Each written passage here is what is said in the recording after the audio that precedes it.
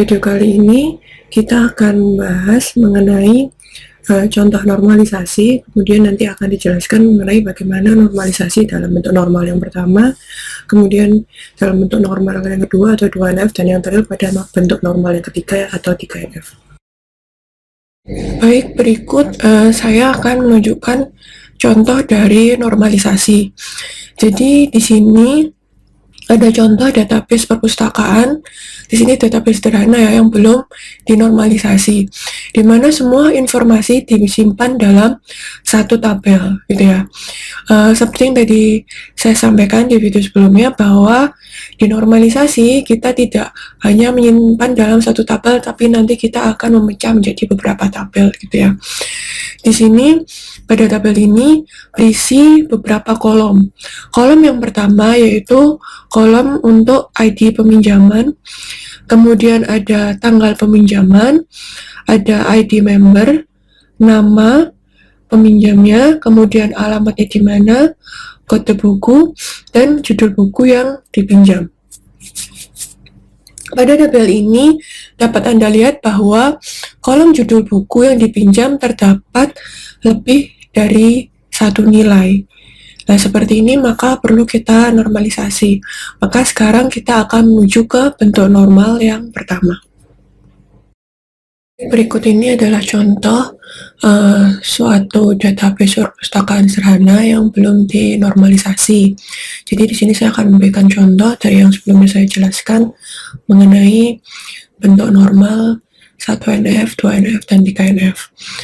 Di mana semua informasi pada data yang belum dinormalisasi ini disimpan dalam satu tabel yang sama.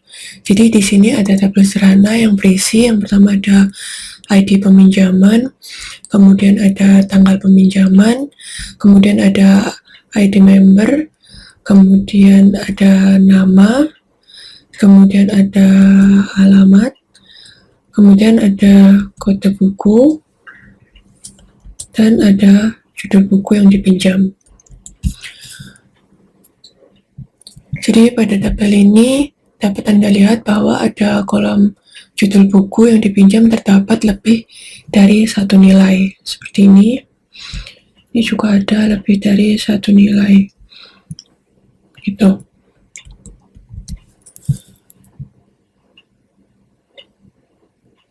Maka sekarang kita akan menuju ke bentuk normal yang pertama untuk mulai melakukan normalisasi data ini. Oke. Di sini akan ada beberapa proses yang akan kita lalui untuk berada pada bentuk normal pertama.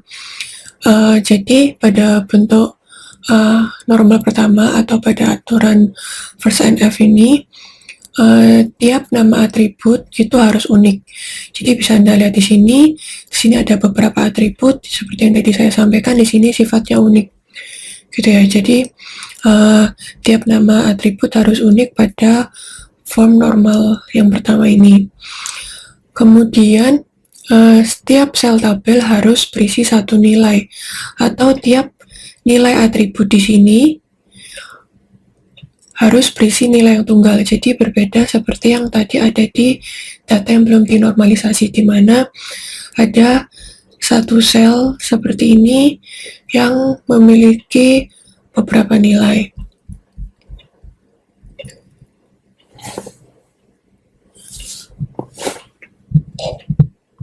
Kemudian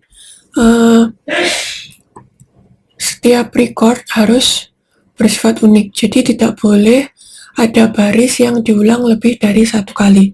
Jadi bila kalian lihat di sini, semua baris ini harus unik, jadi tidak boleh ada satu baris yang memiliki nilai tunggal lebih dari satu kali dengan data yang sama, gitu ya. Jadi bisa kalian lihat di sini, setiap baris sifatnya adalah unik.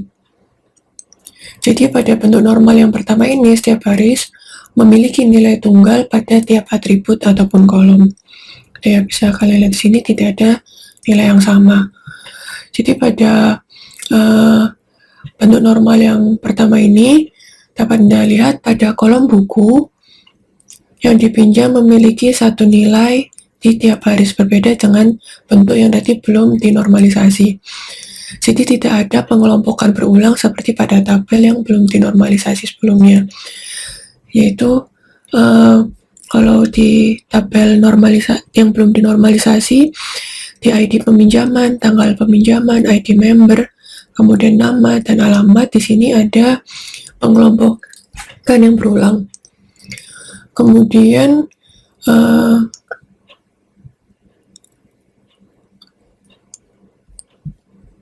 di sini kita akan setelah kita mengecek tidak ada pengelompokan yang berulang, kita tentukan primary key-nya. Jadi pertama, untuk kita bisa memilih primary key dari tabel yang ada pada bentuk normal pertama ini, kita pertama perlu menentukan kandidat key, gitu ya. Kemudian kandidat key itu apa? Kandidat key merupakan suatu atribut ataupun super key yang mengidentifikasi secara unik untuk kejadian spesifik dari entitas. Jadi kumpulan entitas mungkin saja memiliki lebih dari satu kandidat key.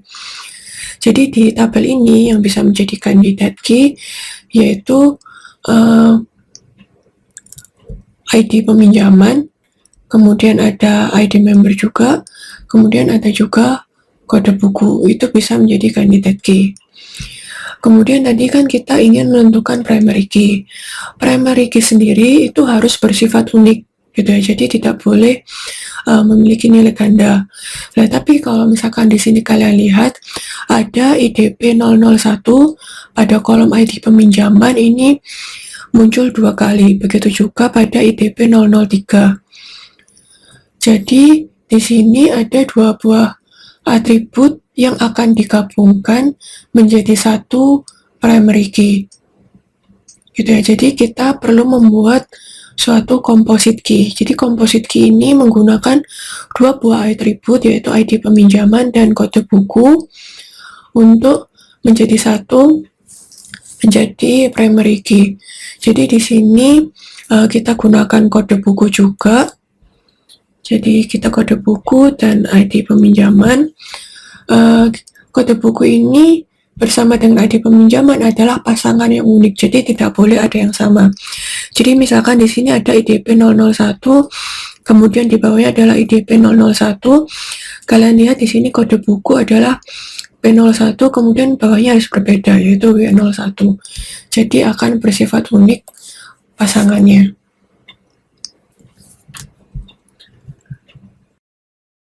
Oke, ini adalah contoh bentuk normal yang pertama atau 1NF. Jadi di sini bisa kalian lihat pada bentuk normal yang pertama, tiap nama atribut itu harus unik, gitu ya. Jadi di sini tiap nama atributnya bersifat unik, tidak ada yang sama. Kemudian yang kedua, kalau kalian perhatikan di sini setiap sel tabelnya akan berisi satu nilai, gitu ya. Oke, di sini hanya ada satu nilai, jadi tidak boleh ada yang lebih dari satu nilai.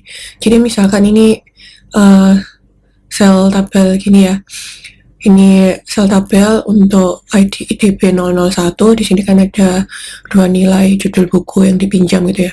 Begitu juga untuk IDP 003 ini ada 2 nilai judul buku yang dipinjam. Nah, itu nggak boleh, jadi sekarang kita sendirikan. Seperti ini, jadi ini sudah sendiri-sendiri IDP 001, IDP 001 untuk masing-masing judul buku. Kemudian juga untuk IDP 003 untuk judul buku yang pertama, kemudian ada IDP 003 lagi untuk judul buku yang kedua dipinjam. Kemudian di sini setiap recordnya harus bersifat unik. Jadi kalau kalian perhatikan di sini, di setiap barisnya, di sini setiap record tidak boleh ada baris yang lebih dari sekali. Jadi tidak boleh ada baris yang diulang lebih dari sekali dengan data yang sama. Jadi kalian perhatikan dari sini, di sini setiap recordnya itu sifatnya unik, gitu ya. Jadi pada bentuk normal yang pertama ini, setiap baris memiliki nilai tunggal pada tiap atribut ataupun kolomnya, gitu. Kemudian dapat Anda lihat dalam kolom buku yang terpinjam seperti saya sampaikan, di sini memiliki satu nilai di tiap barisnya gitu ya, karena sudah dipisahkan. Kemudian di sini tidak ada pengelompokan berulang. Jadi di sini seperti pada tabel yang belum dinormalisasi, di sini ada beberapa pengelompokan berulang ya. Seperti ini. Ini adalah pengelompokan berulang. Jadi setelah dinormalisasi ini tidak boleh lagi ada pengelompokan berulang. Kemudian kita kalau sudah di poin 1, 2, 3, 4 ini kita tentukan primary key-nya dari tabel normal yang pertama. Jadi untuk menentukan primary key pada tabel bentuk normal yang pertama ini, pertama kita tentukan kandidat key, yaitu apa sih yang dimaksud dengan kandidat key? Kandidat key ini merupakan suatu atribut ataupun super key yang mengidentifikasi secara unik untuk kejadian spesifik dari entitas. Jadi kumpulan entitas mungkin memiliki lebih dari satu kandidat key, gitu ya. Jadi ini yang bisa jadi kandidat key di sini. Yang pertama ada ID peminjaman, kemudian ada ID member, ada kode buku, gitu ya. Kemudian sifat dari primary key sendiri itu harus bersifat unik, gitu ya. Jadi misalkan kita mau pakai ID peminjaman sebagai primary key. Di sini kalau kalian lihat di sini IDP 001 muncul 2 kali. IDP 003 juga muncul 2 kali. Maka kita perlu membuat composite key. Composite key itu apa? Yaitu merupakan suatu key yang menggunakan 2 buah atribut yang digabungkan menjadi satu untuk menjadi primary key. Nah, di sini saya menggunakan ID peminjaman dan kode buku, gitu ya. Di sini kode buku dan ID peminjaman adalah pasangan yang unik. Jadi kalau kalian lihat di sini IDP 001 ini kan muncul 2 kali. Kalau dipasangkan dengan kode buku ini berarti tidak boleh sama, jadi harus berbeda agar bisa menjadi pasangan yang unik. Jadi tidak boleh sama. Kalau kalian perhatikan pasangannya agar bisa menjadi pasangan unik dan bisa menjadi primary key-nya. Seperti itu. Ya, saya akan menjelaskan mengenai second normal form atau bentuk normal yang kedua. Jadi untuk di bentuk normal yang kedua ini kita sudah dalam bentuk normal yang pertama terlebih dahulu. Jadi harus berada dalam bentuk normal pertama, first normal form. Kemudian tidak diperkenankan adanya partial functional dependency kepada primary key dalam sebuah tabel. Kemudian apa sih functional dependency itu? Functional dependency adalah setiap atribut yang bukan kunci bergantung secara fungsional terhadap primary key. Jadi di sini semua atribut non key harus tergantung penuh pada primary key. Kemudian kita cek nanti pada atribut bukan key apakah tergantung penuh dengan kedua primary key ataukah salah satu. Jadi mungkin kita jelaskan dari tabel first normal form ini ya.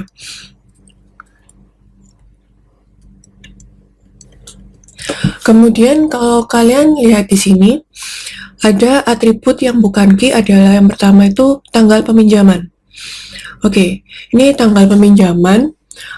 Di sini kita cek dulu apakah tanggal peminjaman ini akan tergantung dengan ID peminjaman, di mana seharusnya di sini juga tanggal peminjaman itu bergantung dengan kode buku karena dia juga termasuk primary key-nya. Jadi kita cek ternyata tanggal peminjaman itu tergantungnya sama ID peminjaman.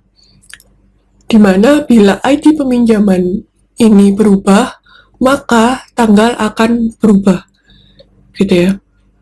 Tapi kalau kode buku ini berubah, belum tentu mempengaruhi tanggal peminjaman, gitu. Jadi kita cek satu persatu semua atribut yang bukan key. Kemudian kita harus mengecek yang lain juga, sehingga nanti bila hanya tergantung pada ID peminjaman saja, seperti tanggal peminjaman tadi, kita pisahkan tabelnya. Oke, gitu ya. Kemudian misalkan sampai pada judul buku di sini ya. Sampai pada judul buku, di mana judul buku yang dipinjam ini tergantung pada, oke, sekarang kita jelaskan yang judul buku. Judul buku ini tergantung dengan ID peminjaman dan tergantung pada kode buku, gitu ya. Jadi karena judul buku yang dipinjam ini tergantung dengan kode buku dan tergantung pada ID peminjamannya, maka di sini akan tetap pada tabel ini, gitu ya. Jadi nanti pada bentuk normal yang kedua itu harus dipecah berdasarkan primary key-nya. Ya, seperti ini. Jadi ini dipecah berdasarkan primary key-nya.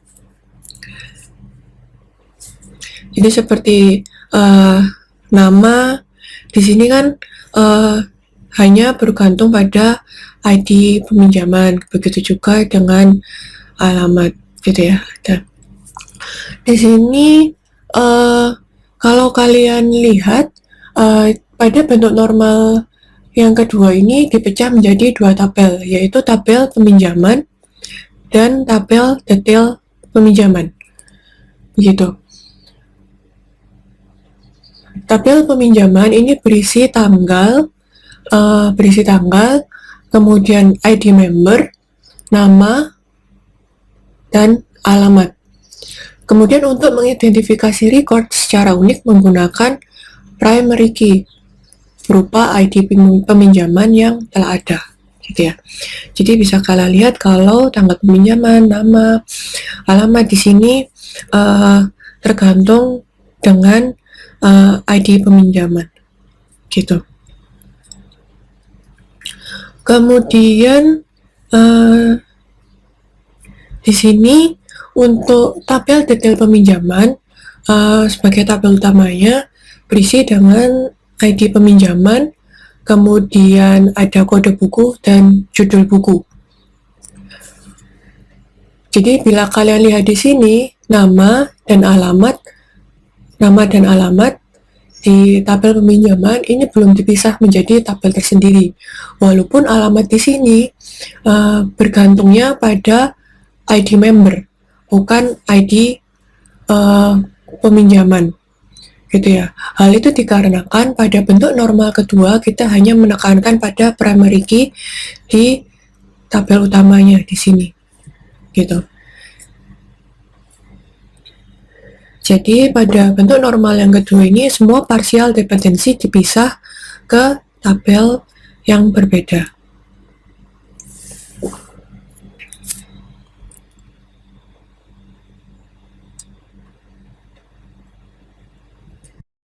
Oke, jadi pada bentuk normal yang ketiga ini pertama harus berada dalam bentuk normal yang kedua atau 2NF terlebih dahulu.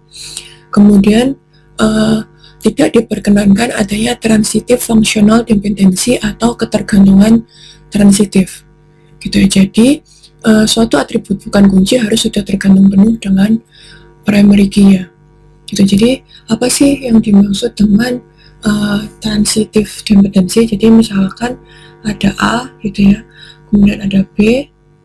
Nah, B ini tergantung dengan A, dan ada C ini tergantung dengan B. Nah ini B sama C ini harus dipisah, gitu ya.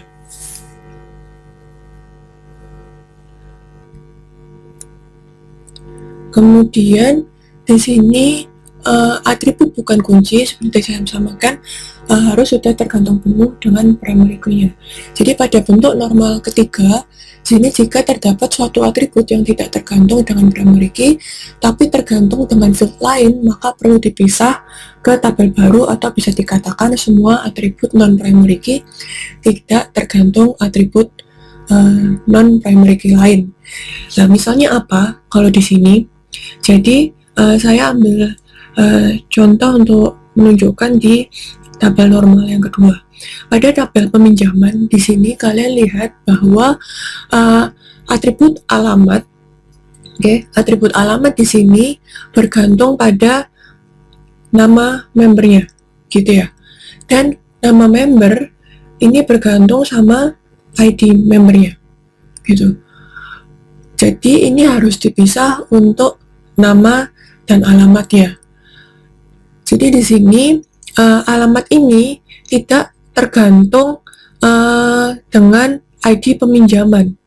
Jadi alamat ini tidak tergantung dengan ID peminjamannya. Jadi sekarang karena alamat ini bergantung sama nama membernya, jadi nanti kita akan pisahkan. Jadi kita sekarang buat tabel member, di mana pada tabel member ini berisi nama, kemudian alamat. Kemudian di sini ID membernya ini sebagai primary key-nya sekarang. Jadi di sini adalah primary key yang mengidentifikasi secara unik dari setiap member, gitu. Jadi nilai hanya bisa ditambahkan pada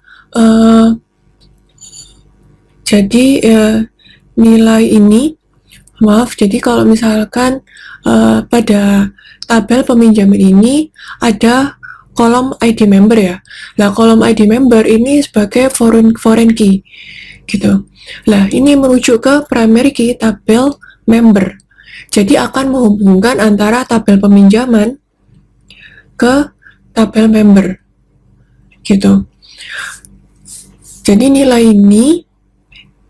ini hanya bisa ditambahkan pada foreign key, pada kolom foreign key di tabel peminjaman ini bila sudah ada pada primary key di tabel membernya. Hal ini disebut referential integrity, gitu ya. Jadi kalau misalkan ada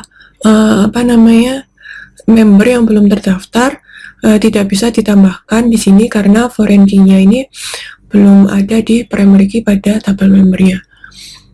Jadi nilainya hanya bisa ditambahkan pada foreign key bila sudah ada pada primary key di tabel member. Jadi sini di tabel peminjaman ada ID member yang merupakan foreign key untuk menghubungkan dengan tabel member di sini ya. Selanjutnya kita bisa lihat di kemudian kita bisa lihat untuk di sini detail peminjaman. Pada detail peminjaman di sini atribut buku ya, atribut buku di sini ada beberapa judul buku yang sama ya. Ya, seperti yang ini sama dengan ini juga sama dengan ini. Kemudian judul ini tergantung langsungnya sama kode bukunya, gitu. Ya, untuk kode buku ini bila diubah maka bukunya akan berubah juga. Jadi kalau misalkan kode bukunya dirubah maka judul bukunya pun akan ikut berubah. Maka ini akan dipisahkan tabelnya. Jadi kita buat tabel buku baru di sini.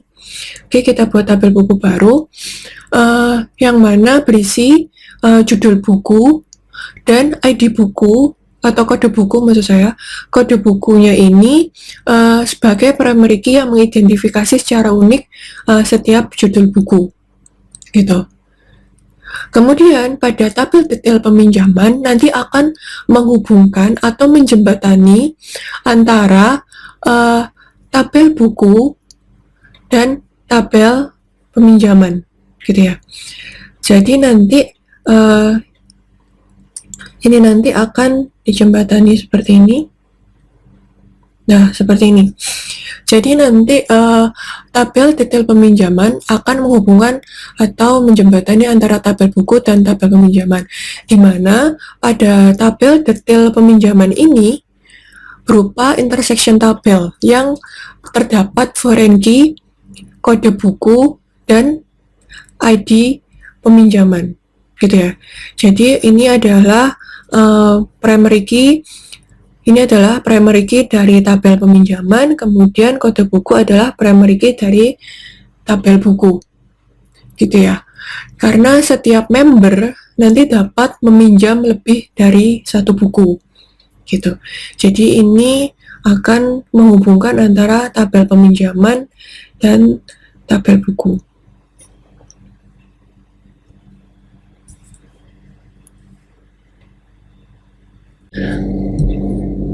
Baik, di sini jadi ada satu intersection tabel, yaitu pada tabel detail peminjaman. Intersection tabel ini akan berguna bila kita membutuhkan model untuk hubungan atau relationship many to many, gitu ya. Jadi kalau kalian lihat di sini, di tabel detail peminjaman, setiap kolomnya isinya adalah foreign key, gitu ya. Jadi kalau kita perhatikan di sini dari tabel peminjaman ke detail peminjaman ini adalah one to many relationship. Sementara dari tabel buku ke tabel detail peminjaman itu juga one to many relationship. Gitu. Jadi satu member itu dapat meminjam lebih dari satu buku.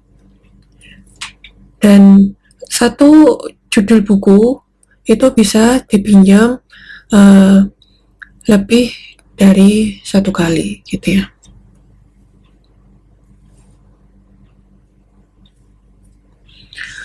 Oke, itulah contoh dari normalisasi. Tentunya kalian bisa mencoba sendiri berbagai macam studi kasus database yang mungkin belum dinormalisasi datanya, kemudian kalian coba langkah-langkah untuk bentuk normal yang pertama, bentuk normal yang kedua, sampai yang ketiga untuk bisa mendapatkan database yang sudah dinormalisasi.